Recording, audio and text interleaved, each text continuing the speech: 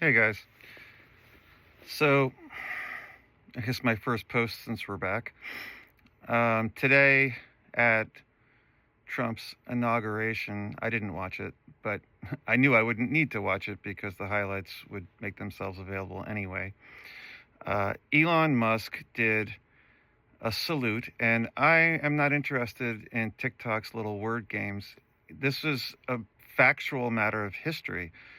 Elon did a Nazi party salute. This was a salute done by German members of the Nationalist Socialist Party, the Nazi Party. That's a real thing in history. And I'm not slandering Elon. Everybody saw it. It was televised. And there's hundreds and hundreds of thousands of people showing it.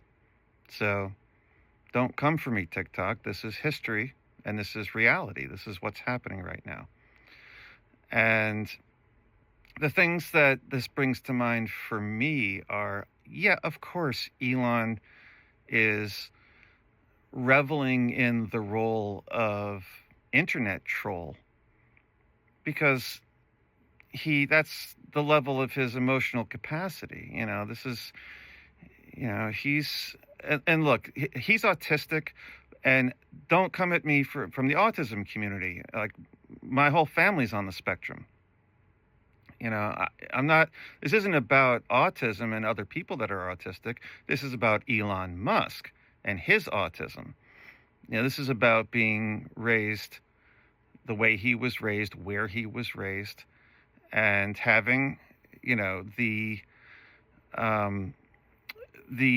the overgrowth in parts of his brains and his brain, not brains, brain, and the deficiency in growth in other parts. And that's pretty much the definition of autism. And not everybody, it hits everybody differently, and not everybody has the overcompensation part. But yeah, clearly he did. But there's also the deficiency part, and that's equally obvious in his case. Emotionally, he's a child. And that's what we're seeing. We're seeing what happens when a child has literally all the money, when they're the richest person in the world. And what's even worse is when they're told that they're the richest person in the world, when that identity is hung on them and they are being asked to wear it, where there is no model to follow. One of the things that neurodivergent people, one of the things we struggle with is being able to, recognize cues and sort of feeling lost socially, and just wanting to have a model to follow because we feel like we don't have the instincts to divine this stuff on our own. It feels like a big secret the world is keeping from us. And I think that's while every person on the spectrum is affected differently, that's very common. The social awkwardness. And Elon has that in spades. And so this is the awful thing that happens when somebody in that situation is given these resources, and then, here he approached with the same kind of sort of simple righteousness that, again, is very common with spectrum situations, people on the spectrum, thinking, I'm going to, fix the world. I'm going to, fix the energy problem. I'm going to fix, fossil fuels, whatnot. And then when, he quickly, socially stepped on his dick, on Facebook and other places, and found himself, Twitter, found himself getting, scolded and derided and banned. And then he realized that there was a camp where none of that would happen. I mean, we've all watched this happen in real time. So now he's in full on troll mode because, yeah, this is the big fuck you to what's socially correct. He's in a place where, the more wrong he is, the more he's applauded.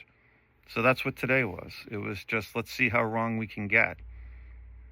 But I think what's really important is that this isn't about giving him a pass because of that. I think what really matters is it's not about him.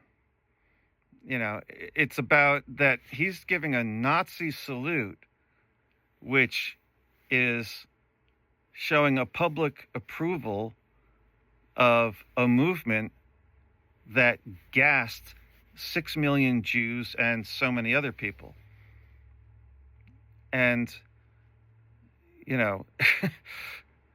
it has to mean something that that's not okay. And what do we mean by mean something? I mean, do you work for him? Do you own his products? Are you driving his car? This has to start really meaning something. If so, you're driving the car of a man who takes his own need to give a middle finger to social construct over the history, the sanctity of those millions of lives, and to recklessly play with that tendency. I mean, the lesson of the Holocaust is that it can happen. If it can happen then and there, it can happen anywhere. And genocides do happen. And he doesn't care. So how comfortable are you driving the car of the man who doesn't care about the genocides that have happened or are happening now or are going to happen?